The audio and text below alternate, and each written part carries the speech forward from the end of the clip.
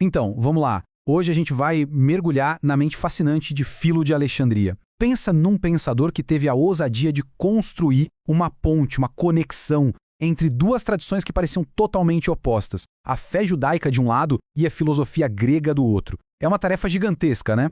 E aí já começa o grande quebra-cabeça sobre Filo. Como é que a gente classifica ele? Porque, olha só, ele bebeu de várias fontes, de diversas escolas filosóficas, mas, no fim das contas, nunca se comprometeu de verdade com nenhuma. Então fica a pergunta, qual era a dele? Quem era Filo intelectualmente falando?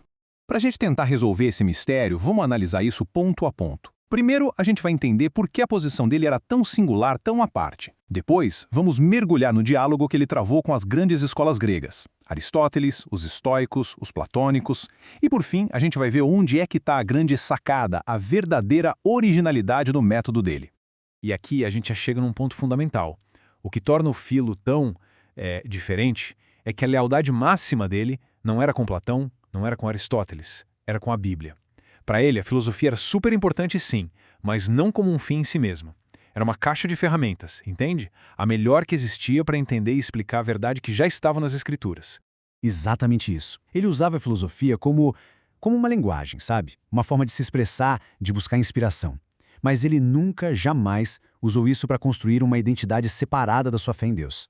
A ideia era, a verdade última já foi revelada. O trabalho da filosofia, então, é ajudar a gente a desvendar, a explicar essa verdade.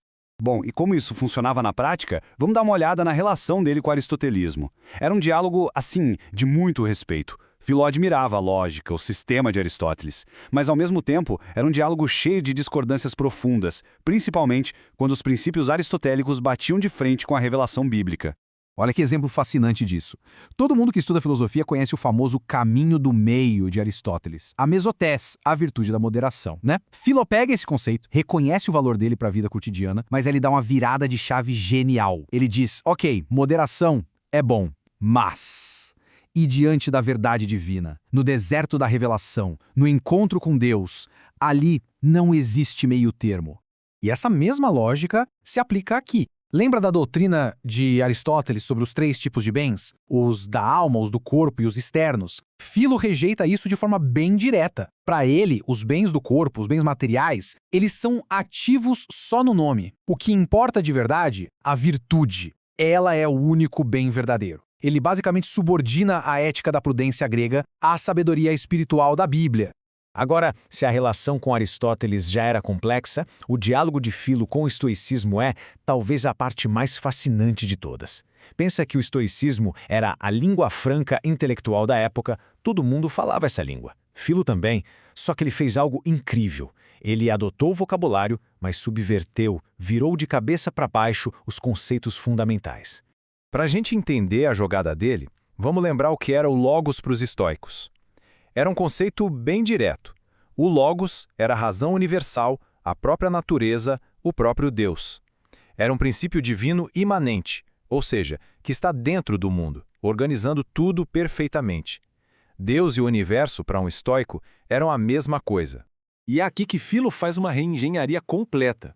Na mão dele, o logos deixa de ser o próprio Deus. Ele se torna o poder de Deus, o instrumento através do qual Deus cria e governa o mundo.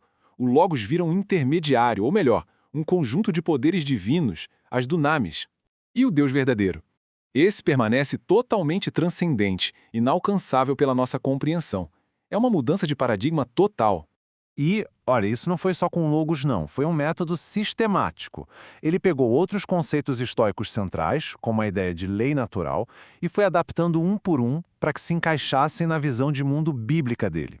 No fim das contas, a lei natural dos estoicos vira para Filo um reflexo da Torá, que sempre tem a primazia, a supremacia. Mas nem tudo era crítica e transformação. Com outras escolas, a relação foi diferente. Com o platonismo e até com o ceticismo, Filo encontrou aliados. Ele viu neles uma espécie de escada, um caminho útil para a gente se aproximar da compreensão de Deus. Como assim? Bom, ele enxergava uma progressão bem clara. Primeiro, o ceticismo, Ele serve para quê? Para mostrar os limites da nossa própria razão, para dar um banho de humildade no nosso intelecto. Quando a alma reconhece a sua pequenez, a sua udeneia, ela se abre para a revelação. E aí, nesse momento, entra o platonismo, que oferece a linguagem, o vocabulário perfeito para descrever essa realidade transcendente, esse Deus que está além do mundo material. Ele adota aquela estrutura clássica do platonismo médio: Deus no topo, depois o mundo das ideias ou poderes e, por fim, a matéria. Mas, e aqui tem um mas gigantesco, ele faz uma mudança crucial. Para Filo, as ideias não são uma realidade externa a Deus. Elas são os próprios pensamentos de Deus. Isso reforça de uma maneira incrível a soberania divina. As ideias não são um modelo que Deus tem que seguir. Elas são a sua própria mente criadora. Certo. Então, juntando todas as peças, o que a gente pode concluir? Fica claro que a verdadeira genialidade de Filo não está na criação de um sistema filosófico novo e fechado, mas sim no seu método. Um método consistente, original, de dialogar com a filosofia. E uma prova muito clara disso é a atitude dele com o epicurismo. Ele rejeitou essa escola por completo. Por quê? Por causa do materialismo e, principalmente, por negar a providência divina. Isso mostra que ele não era um colecionador de ideias que saía pegando o que achava bonito. Não, ele era um crítico seletivo, que escolhia, adaptava e refutava tudo com base num único critério: a compatibilidade com as escrituras. A originalidade de Filo, portanto, está toda aí, nesse método. É a arte de usar as melhores ferramentas do pensamento grego não para criar algo novo, mas para aprofundar e explicar a verdade da Bíblia hebraica. No fim do dia, ele não era um platônico, nem um estoico. Ele era, acima de tudo, um exegeta, um intérprete genial e profundo das Escrituras que usava a filosofia como sua lupa. E isso tudo nos deixa com uma reflexão final, e que não é pequena. Ao fazer isso, ao criar essa síntese e forjar essa aliança tão complexa entre Jerusalém e Atenas, entre a fé e a razão, será que Filo não estava, na verdade, estabelecendo as próprias bases para o que seriam os próximos 2000 milênios de toda a filosofia ocidental? Fica aí o pensamento.